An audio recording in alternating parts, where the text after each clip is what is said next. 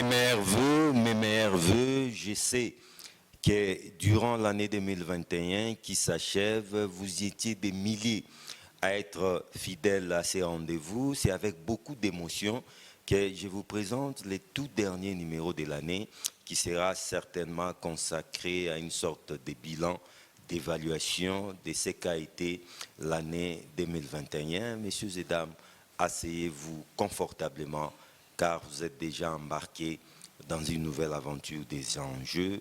Serrez vos ceintures et bienvenue.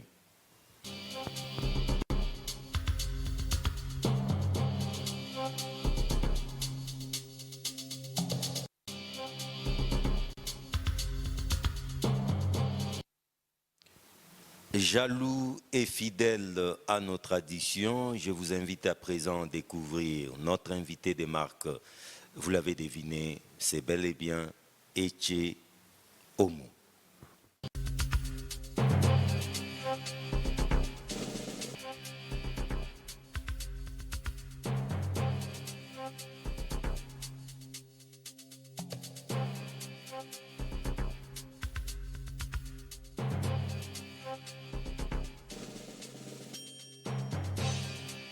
Camille Richard Kalele Malobo, Camille Richard Kalele a un diplôme de licence en télécommunications, spécialiste en management des affaires, initiateur et chef d'entreprise. Camille Richard Kalele est secrétaire général honoraire du Parti travailliste, président national de l'ASBEL, les Amis de Camille Kalele, AKA, et président national de la jeunesse ouvrière du Congo-Kinshasa, JOC. Conseiller du ministre national des Actions humanitaires et solidarité nationale.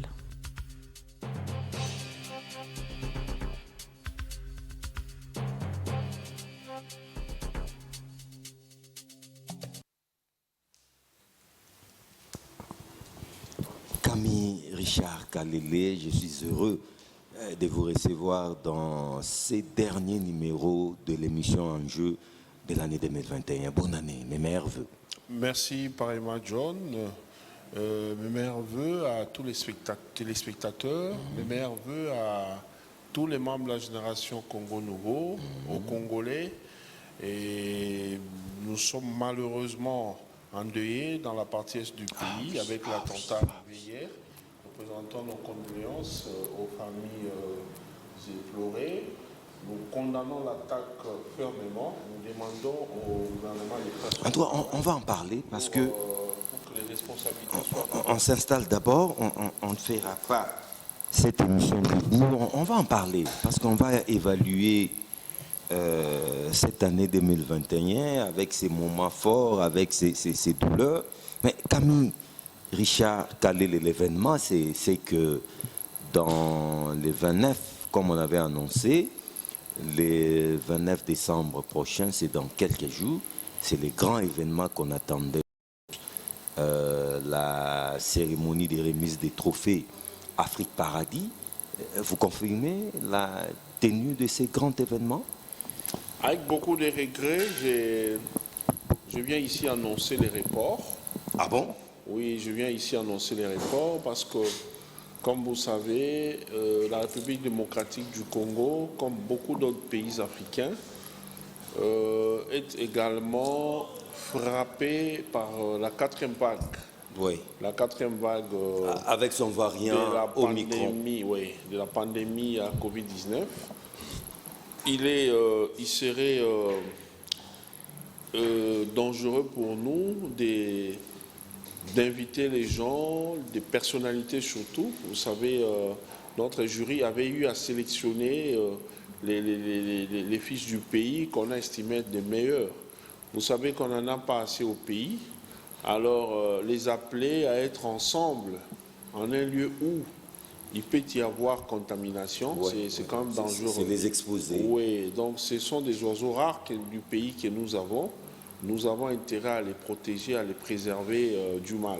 Donc c'est essentiellement à cause de la Covid. Simplement ça, parce que comme je vous l'avais montré à l'émission passée, il y a tous les supports qui sont déjà là, tous les prix, les diplômes, les trophées qui existent déjà.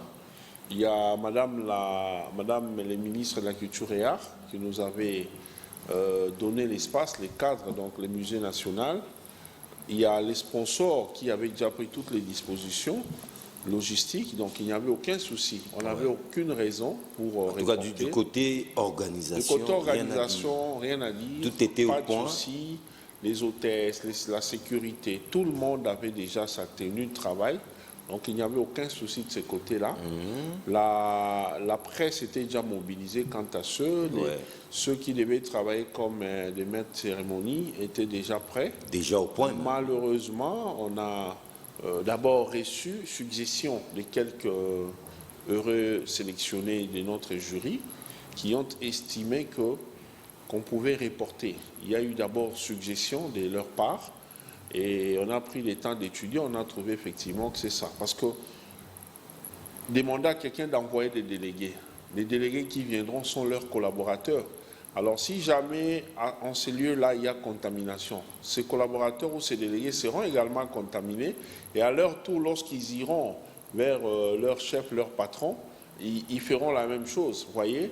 Donc comme on n'a pas Dieu pour voir la pandémie à Covid-19 arrivé, donc il faut prendre des dispositions. On s'est dit, le mérite, l'excellence, nos sélections restent en place, il n'y a aucun souci pour ça, mais nous pouvons nous organiser. Nous avons déjà mis en place un calendrier. Voilà, tout justement, parce qu'il est reporté pour des raisons aussi fondées que celles des Covid-19. Mais je suis tenté de vous poser cette question. Vous l'avez reporté pour quand? Parce que ce n'est pas un report s'inédit. Et les Congolais, les Africains n'attendaient que ça. Oui, l'annonce de la prochaine date est tributaire de l'évolution de la contamination du taux que comment on dit, la linéaire B.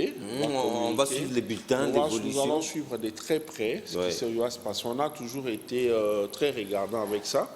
Mais puisque maintenant nous avons double intérêt, en dehors de la santé qu'il faut préserver, notre cérémonie est restée dans les statu quo, simplement parce qu'il faut se rassurer qu'il y a baisse, que la courbe a baissé, pour que nous puissions à nouveau fixer une date.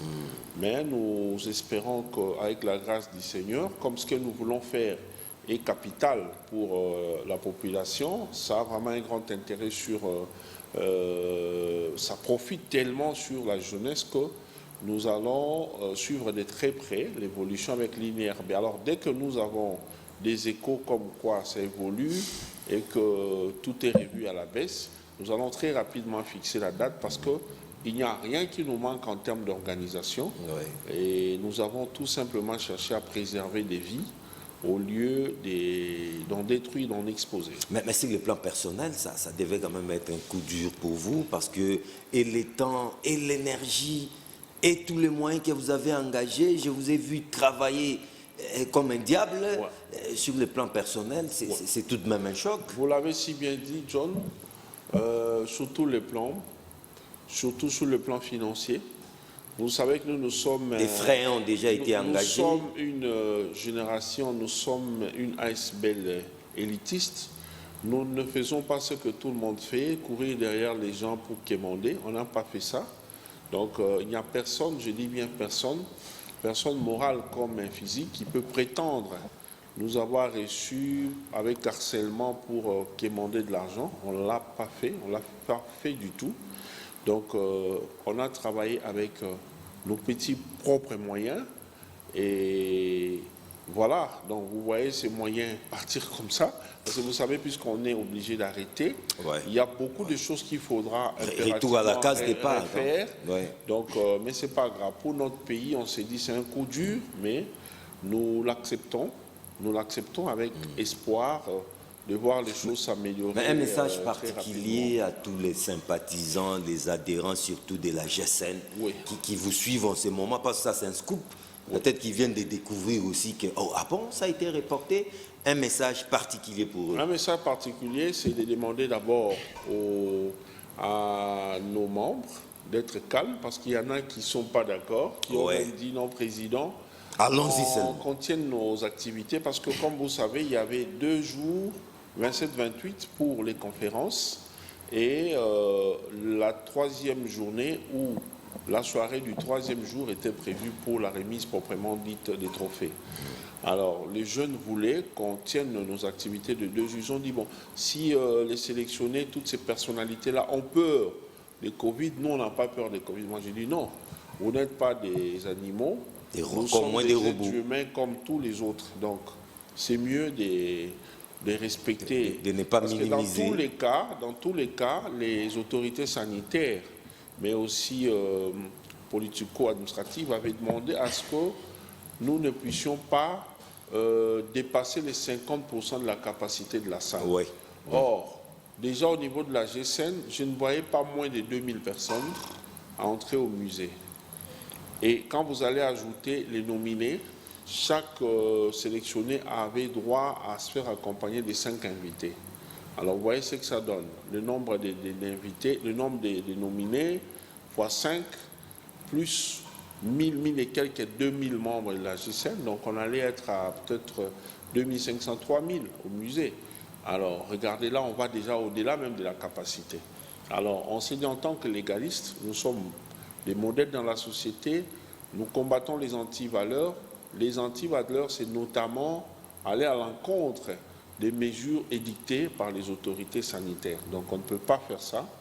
Et on s'est décidé de reporter. On a pris cette décision avec la mort dans l'âme, mais on n'avait pas de choix.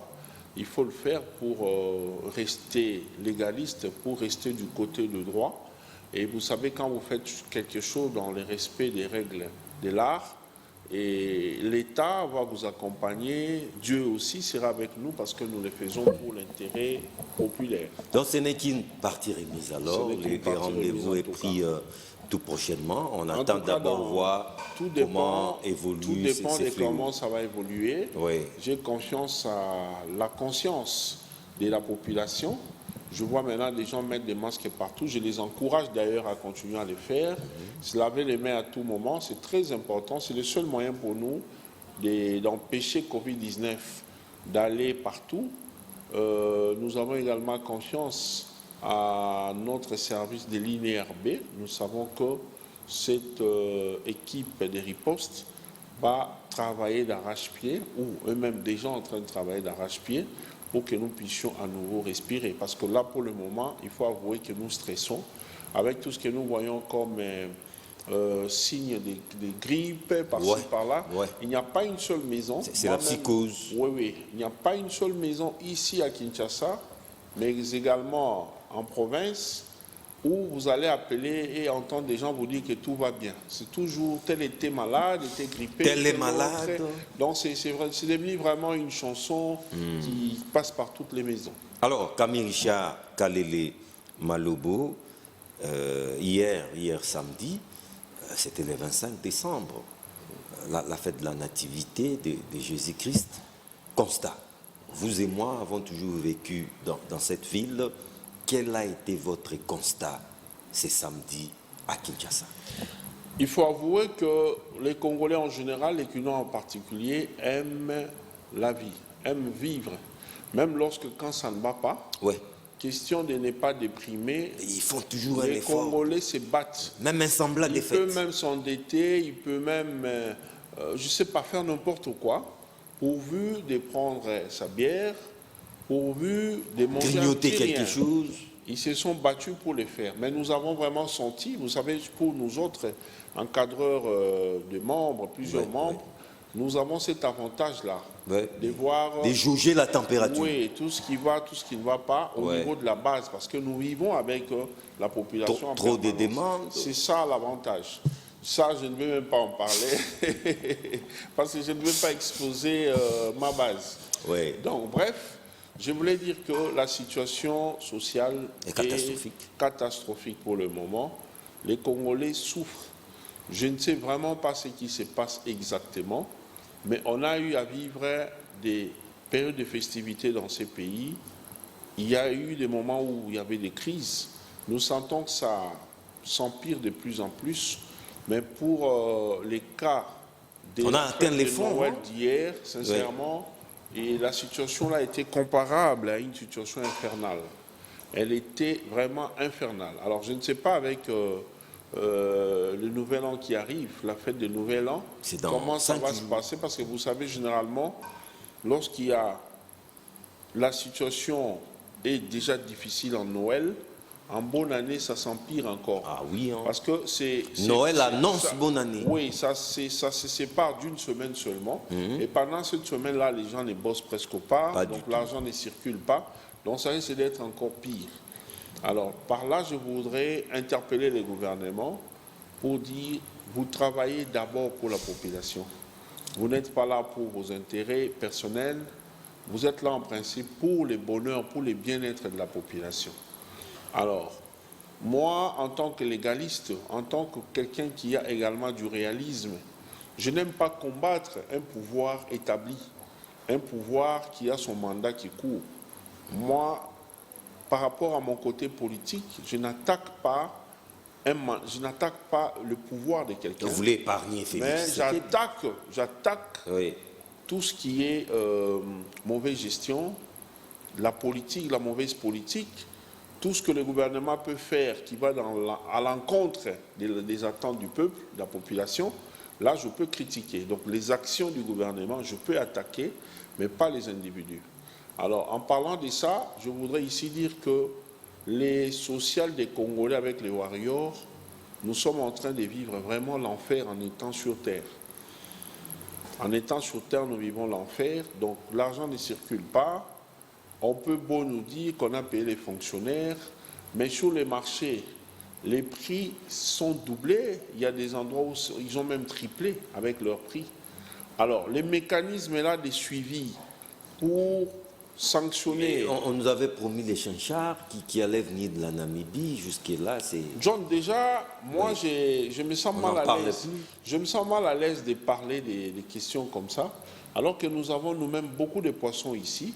Je ne sais pas pourquoi on doit attendre que ça vienne de la Namibie, ainsi de suite. Je me sens mal à l'aise. C'est vraiment ridicule de parler de tout ça. Mais qu'à cela ne tienne, s'il faut en parler, où sont passés ces fameux Saint-Charles promis? C'est passé par où?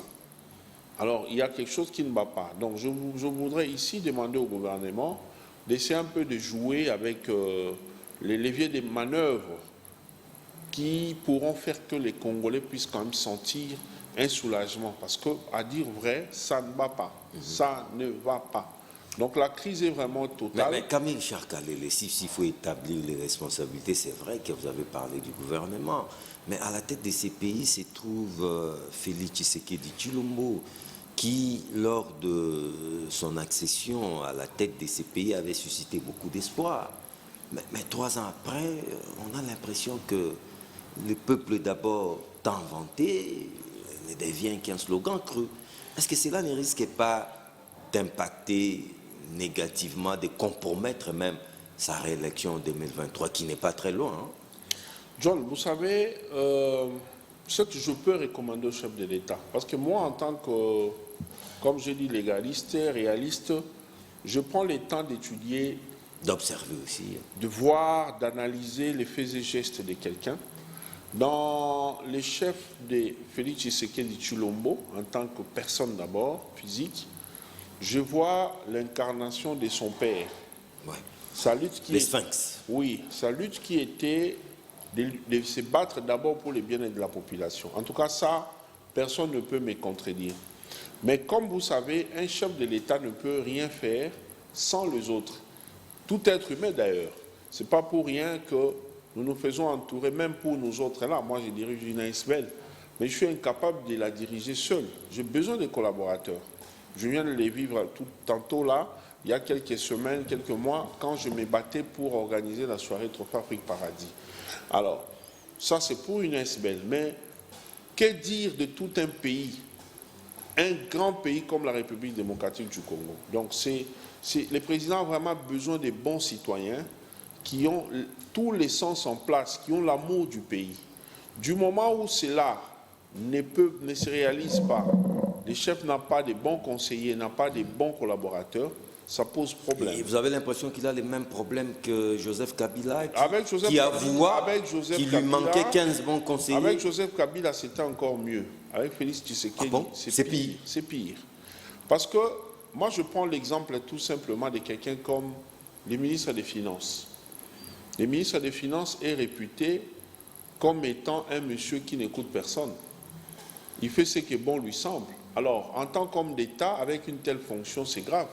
Moi, je dirais même que ce qui Nicolas Kazadi, Nicolas Kazadi, avec ce qui arrive aux Congolais, c'est Nicolas Kazadi qui est à la base. Ah bon? Mon frère, Qu'a-t-il fait? attendez, vous avez par exemple les cas des gens, comment on appelle, les membres des cabinets des ministres du gouvernement Ilunkamba. Sortant. Sylvestre et Ilunkamba. Ces gens-là ont travaillé, ça va bientôt faire une année depuis que l'équipe Sama Lukonde est arrivée.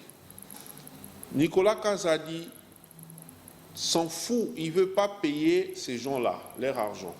Donc, toutes ces familles-là, je ne sais pas, il y en a combien, sont là. Ils sont restés affamés durant toute la journée d'hier.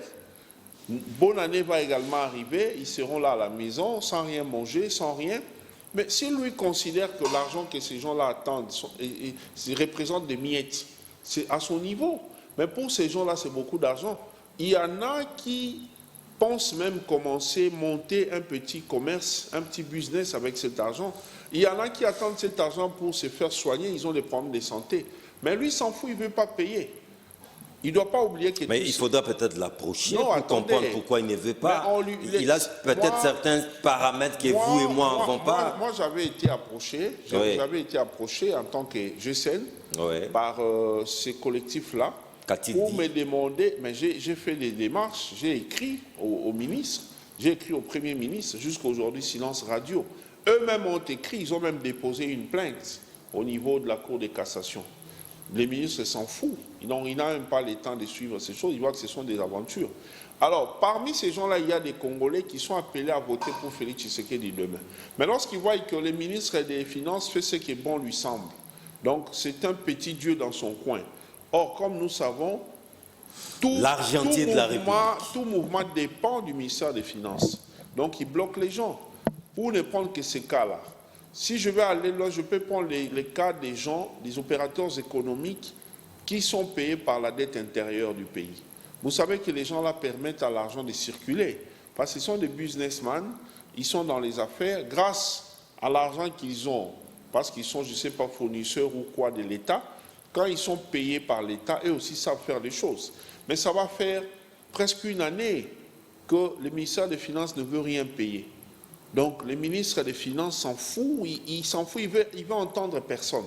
Alors, avec ça, comment les gens seront contents du président Félix Tshisekedi? Donc, il y a un sérieux problème des collaborateurs. Le casting a été très mal fait. Le casting a été très mal fait. Le gouvernement des Warriors. Le gouvernement des Warriors a effectivement quelques Warriors qui travaillent. Mais il y a des gens qui ont des portefeuilles importants comme celui des Finances.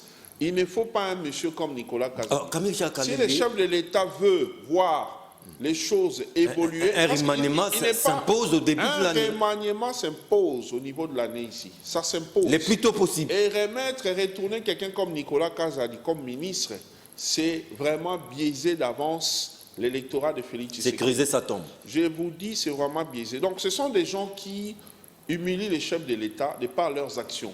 Parce que les principes sont établis. Nous connaissons les droits et devoirs des uns et des autres. Question seulement de les respecter. Quelqu'un qui a le droit d'être payé, il faut les payer. Celui qui n'a pas le droit de les payer, ainsi de suite. Alors, lorsque vous opposez à ce qu'il faut payer à tel, vous ne payez pas. Alors que les chefs de l'État parlent de l'État de droit, le peuple d'abord. Donc, vous prêchez contre les chefs de l'État, vous sapez ses efforts. Alors là, ça ne va pas. Donc, il n'est pas à sa place. Il y a des warriors qui travaillent.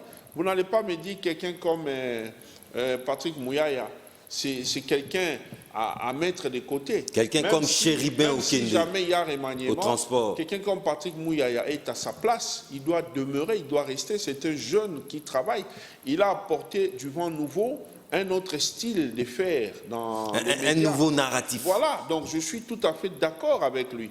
Donc quelqu'un comme Patrick Mouyaya, en tout cas, nous demandons au chef de l'État de les garder là le plus longtemps possible. C'est un très bon ministre, un jeune qui travaille. Donc avec lui, il y a de l'espoir. Vous prenez quelqu'un comme, je ne peux pas citer tous les ministres, vous prenez même quelqu'un comme vous parlez là, Chéribin Okende. Il bosse, il a redynamisé les secteurs de transport. Nous sentons que dans son secteur, ça marche, ça évolue. Ils sont plusieurs. Vous prenez quelqu'un comme Modéron Timba, ils sont nombreux. Au tourisme. Ils travaillent. Madame Catherine Foura, aujourd'hui, nous avons notre Rumba est reconnu officiellement comme patrimoine immatériel de l'humanité. Tout à fait. Grâce à son impulsion, beaucoup de ministres sont passés par là, ça ne marchait pas, mais là, arrivé moins d'une année, les choses ont marché. Vous voyez? Donc, il y a des ministres... Il faudra aussi reconnaître l'apport du sénateur Didier Moumengi. Oui, il y en a plusieurs qui travaillent, il faut les reconnaître, mais il faut également dire qu'il y a plusieurs ministres, surtout des ministres qui se font passer comme étant des amis du chef de l'État, les membres de sa famille, je ne sais pas quoi. La diaspora. En tout cas, ce sont des ministres à mettre de côté. Les conseillers Weston. Ce sont des ministres à mettre de côté. Quelqu'un comme Nicolas Kazali, monsieur le président de la République, si vous me suivez, ce n'est pas vraiment quelqu'un qui travaille pour le peuple. Kamil Chaka, vous en faites un problème personnel. Mais je fais un problème. Non, mais je dois par moment m'emporter comme ça. Parce que quand je vois les gens souffrir comme ça, je suis dans cette souffrance est signée Nicolas Kazali. Je suis dans un groupe, ces gens-là qui attendent de l'argent m'ont encodé dans leur groupe, où ils sont en train, chaque fois, d'échanger sur les démarches et tout. Ce sont des Congolais, ils ont travaillé. Mais le gouvernement actuel passera un jour. Un jour, ce gouvernement va passer. Si jamais ce gouvernement passait et que eux aussi n'ont pas reçu leurs indemnités de sortie, ils vivront le même sort, tous ces pays ici-bas. Qu'est-ce que vous croyez? Les postes de l'État, c'est un lit d'hôpital. Vous êtes là, vous allez passer. Il y a le ministre Yav qui était là. Il est parti. Le ministre Sélé à la Gouli est arrivé. Je préfère encore Sélé à la Gouli, même s'il était aussi trop prétentieux. Mais il était là, il travaillait quand même. Mais c'est lui qui est arrivé alors qu'avec l'UDPS, on devait sentir du changement. Mais qu'est-ce qu'il fait? Qu'est-ce qu'il fait? Il y a quelque chose, c'est tout le monde qui se plaint à son sujet. On peut même prendre les cas du président du MDCO, le président Gabriel Mokia, qui se plaint. Oui, il est vrai qu'à son temps, il avait dénoncé des choses comme quoi il avait été approché par les services du ministre pour solliciter des commissions, ainsi de suite. Bon, moi, je ne sais pas trop sur ça. Bref, s'il en a quand même parlé, Gabriel Mokia n'est pas n'importe qui dans ces pays. Gabriel Mokia est quand même parmi les privilégiés, les nantis de la République. Non, mais, comment peut-il se plaindre? Mais quand il se plaint, c'est pour vous dire que c'est vraiment grave avec Nicolas Kazali. Quand on doit venir étouffer les droits des autres, ça devient compliqué. Ça devient compliqué. Nous savons qu'il y a des gens qui travaillent pour les chefs de l'État. Nous voyons ce que le secrétaire général de l'UDPS fait pour garder les partis présidentiels. Moi, je les félicite. Il fait du bon boulot. Augustin Kabouya. Oui, je les salue même. C'est un bon secrétaire général. Nous pouvons prendre l'exemple du président AI, Jean-Marc Kabound. Vous voyez ce qu'il fait au Parlement là-bas. Grâce à sa présence au perchoir, vous sentez que les choses évoluent. Aujourd'hui, si on peut parler de l'union sacrée, même si il y a des problèmes, c'est une famille politique qui n'est pas vraiment organisée. Même si cette union laisse à désirer. Mais lorsque Jean-Marc Kabound prend les devants, vous sentez que les choses marchent. Vous voyez, il a parlé ici, il avait pris parole pour venir intervenir sur la possibilité de réduire le train de vie des institutions. Vous voyez, c'est bon, c'est ça, travailler pour le peuple, c'est ça, être du côté du peuple. Avec ça, il a vraiment prouvé qu'il incarne l'esprit et la ligne du sphinx Étienne Tshisekedi d'heureuse mémoire. Mais pour ce qui est de tous les autres ici, pour les cas de Nicolas là, ça ne va pas. Alors moi, vraiment, en tant que fils du pays, je n'ai pas besoin de combattre qui que ce soit. Mon souci est que tout se passe bien. On doit organiser un réaménagement technique. Ils font un remaniement urgent. Il y a des gens qui doivent urgemment quitter les gouvernements afin de laisser les autres venir travailler. Un homme d'État ne règle pas des comptes aux autres.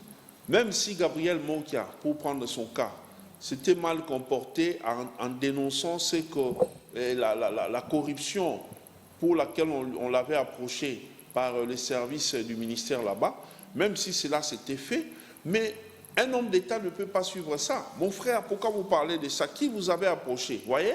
Il se pose un problème des retours. Ils en parlent. Ouais. Ah non, c'était le monsieur et tout ça. On sanctionne le monsieur. Ah non, écoute, c'est bon, tu as tes droits, on te paye. Mais pourquoi lui en fait un problème? Il veut plus l'approcher, il ne veut pas les recevoir, il les bloque. C'est un responsable, il doit vivre. Les gens des indemnités de sortie, je vous ai parlé ici, ce sont des Congolais, ils doivent vivre.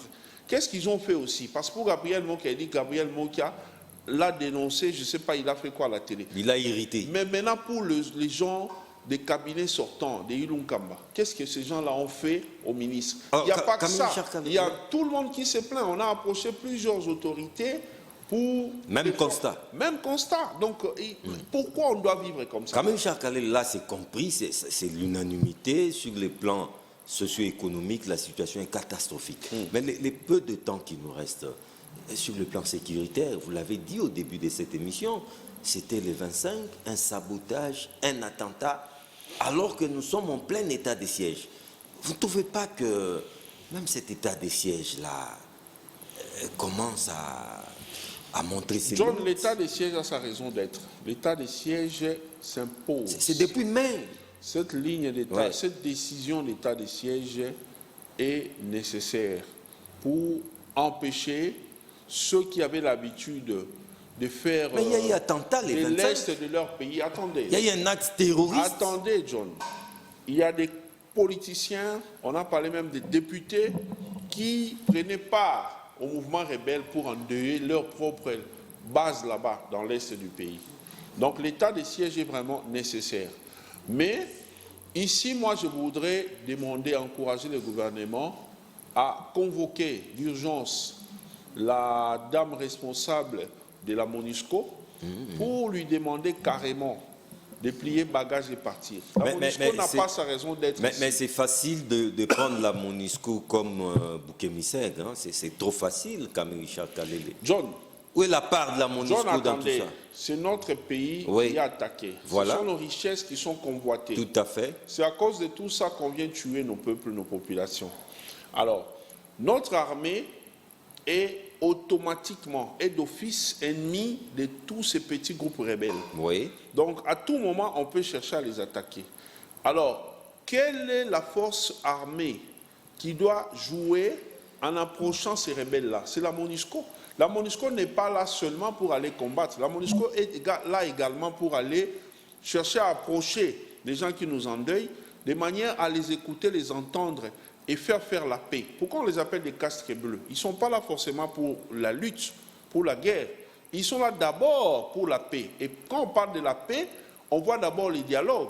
Pourquoi ils n'approchent pas ces gens-là? Parce qu'eux, en tant que casques bleus, ils sont outillés convenablement pour approcher tous ces gens-là. Pourquoi ils ne les approchent pas? Pour savoir, chercher à savoir ce qui en est. La vraie motivation de leur comportement barbare. Chercher à les savoir et en faire part au gouvernement, ensemble avec le gouvernement, parce qu'ils les auront peut-être déjà infiltrés, chercher à les neutraliser facilement. Pourquoi ils ne font pas ça? Leur raison d'être n'est pas là. Il y a 2-3 jours, ils ont encore renouvelé leur mandat d'1 an. Mais ça, c'est vraiment nous berner, c'est nous tourner en bourrique. Ça, c'est nous prendre pour des imbéciles, comme des macaques. Le gouvernement doit se lever, doit prendre une décision courageuse. Déjà, pour commencer, nous ne sommes presque pas considérés au niveau des Nations Unies. Vous voyez là-bas, lorsqu'il faut siéger, l'Afrique se bat pour récupérer les sièges permanents. Ouais. Ça pose problème. Au Conseil des sécurités. Il faut aller voir le président Erdogan, le président turc, pour qu'ils puissent plaider par rapport à ça. Qu'est-ce que nous avons fait? Quand ils ont besoin de richesses, ils viennent chez nous en Afrique. Quand ils ont besoin de minéraux, ils viennent ici. Mais quand nous aussi, on a besoin de siéger avec eux pour parler monde, pour décider sur ce qui va arriver dans le gouvernement du monde, non, là, ce n'est pas nous. Donc, Conseil de sécurité, ce ne sont pas les Africains, c'est d'autres personnes dont on décide sur votre sort. Vous voyez, ça prouve justement que tous ces gens travaillent contre l'Afrique. Parce qu'ils ne veulent pas que les Africains aillent siéger de manière permanente, de peur qu'ils appréhendront des choses négatives qui se préparent, qui se font en permanence sur leur continent. Vous voyez? Alors avec ça sert à quoi de cajoler des gens comme ça? Mieux vaut les mettre à la porte. Quand on va les chasser, ils comprendront que non, ces Congolais se sont pris en charge. On a beaucoup de jeunes qui sont prêts à prendre les armes. Ils sont prêts à prendre les armes. Question seulement que les gouvernements se décident. Dans l'est du pays, là, il y a beaucoup de jeunes Congolais qui sont déjà fatigués de voir leurs frères, leurs soeurs, leurs parents tomber à tout moment comme des animaux. Ils sont prêts à aller dans la forêt, là. Et ici, même à Kinshasa, il y a beaucoup de Quinois qui sont prêts à le faire. Alors que le gouvernement s'organise, nous allons nous prendre en charge. On va commencer d'abord par chasser la MONUSCO là, qu'elle nous laisse tranquille. Elle ne nous sert à rien. Elle ne nous sert à rien. Sa présence favorise d'ailleurs ces gens-là de venir nous attaquer. Qu'on nous laisse, moyennant une petite formation d'un petit temps, les Congolais vont se prendre en charge. Mouzé nous a laissé ça comme héritage. Nous sommes prêts à pouvoir faire honneur à sa mémoire. Alors, Président Camille Richard Kalele, je crois que ces messages, j'aimerais qu'on les fasse debout, parce que c'est un message d'espoir. Je me disais que nous sommes presque à la fin de l'année déjà. Est-ce que l'espoir est-il permis pour 2022 qui s'annonce déjà, et surtout à quel prix? Bien sûr, l'espoir est permis. L'espoir est permis, les Congolais ne doivent pas désespérer. Je l'ai dit toujours, en dehors de nous-mêmes les Congolais, là je ne parle même pas des Congolais de Brazzaville, je parle des Congolais de Congo-Kinshasa, des Congolais du Zaïre. En dehors de nous-mêmes, il n'y a personne, alors personne, pour chercher à trouver notre bonheur. Nous sommes le seul chargé de veiller à notre bonheur, à notre développement, à l'émergence de notre pays. Pour garantir la sécurité, il n'y a que nos forces de sécurité pour le faire.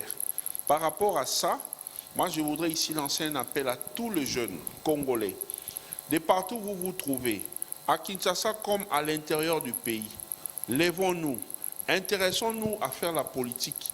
Que personne ne vous trompe que non, la politique, c'est du vol, c'est des mensonges, c'est pour tuer, que personne ne vous trompe. Parce que pendant qu'on vous dit ça, comme nous sommes un peuple majoritairement chrétien, nous sommes porteurs de plusieurs valeurs chrétiennes, on se réserve de beaucoup de choses. Et pendant ce temps, c'est notre pays qui se détruit. Pendant ce temps, nous perdons beaucoup de choses. Donc, il est important de s'élever, faire de la politique. Parce qu'il y a un principe qui existe. Si tu ne domines pas, tu vas subir. Or, comme nous savons, les choses ont été configurées depuis avant, pendant et après l'indépendance, telles que nous ne sommes pas favorisés. Nous ne sommes pas, on ne nous a pas fait du cadeau. Donc il faut souffrir. On nous a soumis à la souffrance, à la misère. Alors c'est seulement à nous de nous lever pour renverser la tendance. Pour ce qui est aussi de l'armée, les choses ça, se font avec les forces de sécurité étrangères pour nous soumettre captifs de tous ces petits mouvements rebelles-là. Parce que ça doit vous étonner comment nous sommes une armée régulière avec beaucoup de militaires, mais ces mouvements rebelles doivent nous inquiéter. Alors, nous devons nous lever. J'encourage les jeunes à approcher les quartiers généraux des FARDC. Je ne sais pas si actuellement ils sont en train de recruter. Nous allons vraiment approcher l'état-major. S'ils sont en train de recruter, nous sommes prêts à encourager les jeunes à aller se ranger, servir sous les drapeaux. Mouvement révolutionnaire. Oui, mais en quelque sorte, mais de manière régulière, avec un recrutement des FARDC, pour que nous puissions traquer ces gens, mon frère. Parce que là, maintenant, nous sommes considérés, ils nous prennent comme leurs femmes. Non, nous ne sommes pas leurs femmes. Même des femmes, nos femmes à la maison, nous les respectons, nous les considérons. Mais quand on dit leurs femmes, c'est une façon de dire qu'ils nous prennent comme si on était dépendants d'eux, parce qu'une femme dépend, est sous l'autorité de son mari. Alors, ils veulent nous soumettre à ça. Ça ne marche pas. Donc, intéressons-nous à tout ce qui est politique, tout ce qui est armé. Entrons dans ça de manière régulière pour que nous puissions faire renverser la tendance. Beaucoup de vieux ont participé dans tous ces coups qui continuent à nous endeuiller jusqu'à aujourd'hui. Beaucoup de vieux politiciens. Alors, ils ont malhonnêtement gagné beaucoup d'argent, tellement que nous avons difficile à les déboulonner. Alors, ce qu'il faut faire, il faut envahir la classe politique pour la redynamiser. Parce que dire que nous allons rajeunir, c'est difficile. Ils sont là, ils sont assis, ils sont installés, ils sont, comme on dit, cimentés, ils ne veulent pas quitter les affaires. Alors c'est à nous de venir nous imposer. Et déboulonner. Nous devons nous imposer pour redynamiser la classe politique. Une fois que nous serons nombreux, vous verrez que ces gens vont commencer à reculer. Il y en a plusieurs qui ont pris le chemin de l'exil sans qu'on les envoie. Pourquoi? Parce qu'ils se reprochent de beaucoup de choses, détournement, et ils sont dans beaucoup de mauvaises choses. Ils ont fui, mauvaise gestion et tout ça. Alors, c'est maintenant à nous de nous lever. Donc, ici, là, vraiment, je parle avec une colère pour dire que je désapprouve ce qui se passe. La politique de la MONUSCO, la politique de l'ONU contre les pays africains, principalement la RDC, nous n'en voulons pas. Nous irons déposer un mémo dans les semaines à venir ici, à la MONUSCO ici, pour leur dire que nous ne sommes pas d'accord avec leur façon de se comporter. Nous ne sommes pas d'accord. Les Congolais ne sont pas des mouches qu'on peut écraser à tout moment. Les Congolais ne sont pas des moutons. Les Congolais ne sont pas des agneaux qu'on peut venir tuer, égorger à tout moment. Nous en avons marre. En tout cas, ce sont des morts de trop. Lèvons-nous, chers Congolais, prenons-nous en charge. Au gouvernement, comme j'ai dit, prenez cette décision courageuse de demander à la MONUSCO de plier bagage. Il n'y a pas sa raison d'être ici. Nous en avons marre de toutes ces tueries, cette barbarie infernale. Nous en avons vraiment marre. Mais je présente quand même mes voeux le meilleur à tous les Congolais, les jeunes comme le vieux. Qu'est-ce que nous pouvons faire? C'est la politique de l'Afrique, la politique de notre pays qui nous soumet à toute cette souffrance. Les Congolais parviennent quand même à sourire, pas parce qu'ils ont gagné, parce qu'ils ont quelque chose. Il y en a qui ont passé la journée d'hier en étant affamés, sans rien manger, mais parce qu'ils sont en vie, comme on dit, tant qu'il y a la vie, il y a de l'espoir. Alors je vous encourage, courage, courage, mes meilleurs voeux. Tant qu'il y a la vie, on dit toujours qu'il y a de l'espoir.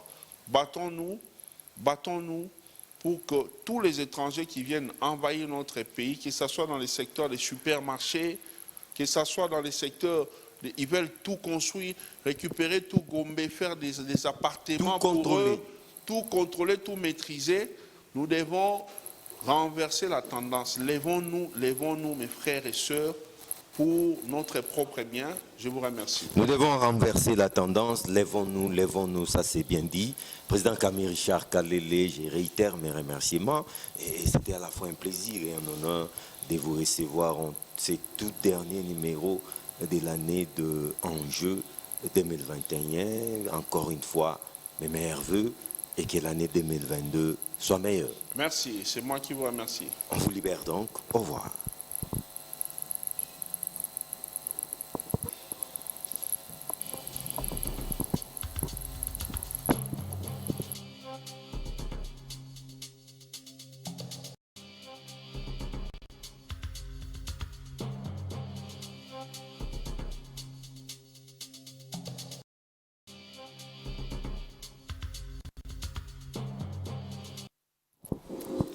Messieurs et dames, comme je l'avais dit dès l'entame de cette émission, c'est avec beaucoup d'émotion que j'ai dû vous présenter ce tout dernier numéro de l'année. Si l'année 2021 a été difficile pour beaucoup de Congolais, l'espoir est permis.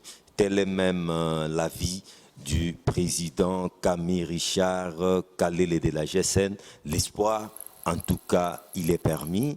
Et au plaisir de vous retrouver très vite dans une nouvelle édition des Enjeux. Cette fois-ci, ça sera en 2022. Pendant ce temps, portez-vous bien, que Dieu vous bénisse et que vive l'année 2022.